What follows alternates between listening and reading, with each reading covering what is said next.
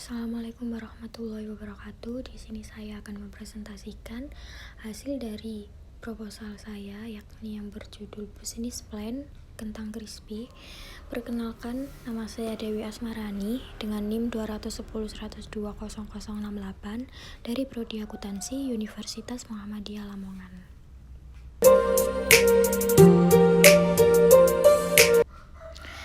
Latar belakang usaha saya yakni bergerak dalam bidang kuliner. Awal mulanya karena saya termasuk orang yang hobi dalam berkuliner, apalagi yang berbahan dasar kentang. Karena di Indonesia kentang bisa kita jumpai dengan mudah dan kebanyakan orang menyukai olahan dari kentang. Jadi saya sepakat untuk mengolah kentang sebagai bahan baku kentang crispy. Kentang juga, sedikit informasi, dianggap sebagai comfort food, yaitu makanan yang tidak hanya mengenyangkan perut, namun juga kepuasan batin, juga memiliki kandungan karbohidrat yang baik untuk dikonsumsi, juga merupakan bahan makanan yang seringkali diolah menjadi berbagai masakan dan juga cemilan yang memberikan sensasi rasa serta kepuasan tersendiri. Salah satunya adalah kentang crispy. Ruang lingkup usaha yang saya rintis ini masih dalam usaha rumahan kecil, akan tetapi usaha ini bisa sangat menjanjikan karena produk makanan yang kami produksi dapat dinikmati oleh semua kalangan. Kemudian, visi dan misi usaha dari usaha ini adalah menjadikan produk makanan berbahan dasar kentang tersebut sebagai produk yang memperhatikan nilai gizi dan kesehatan para konsumen, serta dapat berkembang dan bersaing di pasar masyarakat, market leader dalam frozen food di Indonesia, dan mengutamakan kualitas dalam hal pelayanan dan produk. Kemudian selanjutnya, misi dari usaha ini adalah menciptakan makanan yang sehat, bergizi, dan lebih mementingkan kehigienisan, memberikan harga yang terjangkau pada konsumen, menciptakan inovasi baru dalam bidang kuliner, meningkatkan taraf hidup masyarakat Indonesia melalui paket usaha, mewujudkan peningkat kualitas produk lokal, kemudian meningkatkan omset penjualan. Kemudian selanjutnya, tujuan usaha yang saya bentuk ini yakni untuk memenuhi tugas mata kuliah kewirausahaan, memperoleh keuntungan usaha, untuk menambahkan penghasilan, kemudian menciptakan produk makanan yang sehat, bergizi dan ekonomis, juga menembus pasar lokal, dan yang terakhir menciptakan hasil produk yang kreatif untuk daya tarik pasar yang tinggi. Selanjutnya, ada analisis para kompetitor. Saya bagi 4, yakni yang pertama strength atau kekuatan, yaitu contohnya bahan baku mudah ditemukan, kemudian cita rasa yang mudah diterima, dan juga menggunakan bahan dan proses yang berkualitas. Kemudian ada weakness atau kelemahan, contohnya umur produk atau daya tahan dari produk kami yaitu produk kentang sangat singkat, yaitu hanya mampu bertahan maksimal 2 hari saja karena tanpa bahan pengawet. Juga modal yang cukup kecil, dan yang terakhir sarana dan prasarana yang sederhana. Kemudian yang ketiga yaitu opportunity atau peluang, contohnya banyak disukai berbagai kalangan dari muda hingga dewasa. Kemudian bahan baku yang mudah didapat dan dijangkau, dan bisa dikembangkan lebih besar lagi dengan menambah varian topping dan rasa. Yang terakhir yaitu threat atau ancaman, contohnya munculnya variasi makanan jajanan baru. Kemudian ada pesaing baru, terdapat produk-produk yang juga menarik dengan harga murah, dan selain itu kompetitor dengan kemasan yang lebih menarik dibanding dari produk kami tersebut. Selanjutnya ada segmentasi pasar, dibagi menjadi 3 bagian, yakni yang pertama segmentasi demografis, yaitu produk ini dipasarkan ke semua orang dari kalangan anak kecil hingga dewasa tanpa memandang tingkat ekonomi maupun pendidikan. Kemudian yang kedua, segmentasi geografisnya menyasar ke wilayah perkotaan maupun perdesaan karena bahan dasarnya kentang, jadi sangat disukai masyarakat. Kemudian kami melihat banyaknya peluang bisnis pada makanan siap saji, hingga kami memanfaatkan peluang ini. Kemudian yang terakhir yaitu segmentasi psikografisnya, ditujukan untuk orang yang menyukai kentang dan dapat dinikmati oleh semua kalangan. Selanjutnya ada ramalan industri dan pasar. Jadi setiap usaha pasti ada risikonya, begitu pula dengan usaha kentang goreng crispy yang saya buat ini. Risiko yang mungkin dihadapi oleh pengusaha kentang crispy yaitu harga kentang yang biasa saja sewaktu-waktu naik. Hal ini tentu akan mempengaruhi pendapatan. Jadi risiko lainnya adalah persaingan pasar.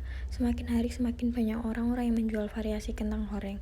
Jadi jika tidak berinovasi akan tersingkir, kemudian membandingkan tingkat persaingan terhadap produk yang dimiliki agar nantinya produk tidak kalah bersaing saat berada di pasaran. Kemudian, deskripsi perusahaan yaitu produk kami yaitu tipenya tentang kentang crispy dan kualitasnya tanpa bahan pengawet. Kemudian packingnya mengutamakan menggunakan karton berbentuk box dan plastik sebagai pembungkus makanan. Kemudian ada latar belakang pengusaha, yaitu saya sendiri seorang mahasiswa yang berstatus mahasiswi Prodi Akuntansi Fakultas Ekonomi dan Bisnis di Universitas Muhammadiyah Lamongan, seorang yang ingin menjadi wirausahawan dan bertekad keinginan untuk mengambil resiko, berhasil juga percaya diri untuk berbisnis. Kemudian ada rencana produksi. Pertama, proses manufaktur. Bahan-bahan yang untuk diperlukan membuat kentang crispy yaitu kentang, air, tepung terigu, serbaguna, minyak goreng, merica hitam, minyak zaitun, air jeruk lemon. Kemudian bahan untuk membuat saus, cabai merah, bawang putih, kunyit, air jeruk nipis, air, garam, dan tepung maizena. Cara pembuatan kentang, biasanya pertama kita kupas dulu kentang yang berbentuk persegi panjang, kemudian dibentuk untuk kentang mini dan potong seperti bulan sabit, kemudian cuci dalam air bersih sekitar 4-5 kali. Proses sampai air cucian kentang terlihat bening. Kemudian siapkan rebusan air. Rebusan kentang yang sudah dicuci kurang lebih 3 menit. Selagi masih panas, taburi dengan tepung terigu dan garam. Ratakan dengan diaduk perlahan agar tepung menyelimuti seluruh kentang. Simpan di dalam kulkas terlebih dahulu selama 1 jam atau lebih. Kemudian panaskan minyak goreng hingga benar-benar panas. Goreng seluruh kentang hingga bagian seluruh kentang terendam minyak. Gunakan api sedang. Bolak-balik kentang sampai matang berwarna kuning keemasan. Kemudian angkat lalu tiriskan. Untuk cara pembuatan saus yaitu campurkan gula, garam, cabai merah. Semua bahan tadi kita campur. Kemudian dengan air hingga mendidih kita rebus, lalu kecilkan api, masukkan tomat yang sudah halus dan perasan jeruk nipis ke dalam rebusan tadi. Tambahkan tepung maizena yang dicairkan dengan air, aduk sampai rata dan diamkan sampai matang. Jika sudah matang, angkat dan tuang saus ke dalam wadah saus dan siap dinikmati. Selanjutnya ada rencana pemasaran. Kami tentukan harga, yaitu harga yang ditawarkan oleh kentang crispy, yaitu harga yang merakyat juga, tentunya dengan harga terjangkau. Berikut daftar harganya. Kentang sabit yaitu 11.000 per bungkus, kentang mini 6.000 per bungkus. Juga nantinya kami akan menambahkan menulis minuman agar dapat meningkatkan jumlah pelanggan. Kemudian untuk pendistribusian, saluran distribusi yang digunakan di bisnis kentang crispy ini adalah melakukan kegiatan penyaluran secara langsung dan tidak langsung dengan cara membeli langsung ke perusahaan atau dengan delivery order. Untuk yang ketiga yaitu kita gunakan promosi. Untuk promosi kita jadikan menjadi 3 bagian. Yang pertama advertising, menggunakan media jejaring sosial dengan adanya teknologi HP dan internet. Kemudian sales promotion, yaitu mempromosikan penjualan kepada pelanggan. Dan untuk terakhir personal selling, yaitu menjual kepada pelanggan secara langsung. Kemudian ramalan produk kami yaitu mengikuti dan mengupgrade baik dari segi rasa dan kemasan, maka bisa dipastikan akan stabil dan posisi makanan cemilan favorit dari berbagai kalangan saat ini. Kemudian ada pengendalian mutu. Di sini kami usahakan makanan kentang crispy yang tersedia baru semua atau tidak basi. Kemudian kebersihan tempat diutamakan dan lingkungan kerja yang terkontrol. Kemudian ada harga kentang crispy yang kompetitif pas untuk kantong pelajar saat ini. Dan yang terakhir kontrol mutu terhadap bahan baku dasar yaitu kentang, proses produksi dan produk akhir. Dana organisasi. Bentuk kepemilikannya yaitu kepemilikan tunggal dikarenakan tidak adanya sekutu atau orang lain yang menanamkan modal dalam usaha saya ini, dan modal hanya milik pribadi dari tabungan pemilik yang dimiliki. Dan yang kedua ada identifikasi dari partner atau pemegang saham utama. Yang pertama ada rekan saya yang bernama Silvi untuk penggoreng kentang dan kita gaji yaitu sekitar kurang lebih 1 juta. Dan untuk saya sendiri yaitu Dewi Asmarani untuk pemilik perusahaan disesuaikan dengan gajinya.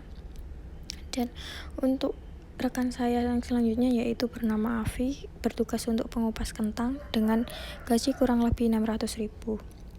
Untuk wewenang utama yaitu masing-masing bagian telah memiliki kekuasaan dan tanggung jawab terhadap jadwal kegiatan yang telah ditentukan ya. Jadi sehingga tidak akan terjadi bentrokan atau kekacauan dari bagian yang satu dengan bagian yang lain. Dari pemimpin bertugas mengatur para bawahan.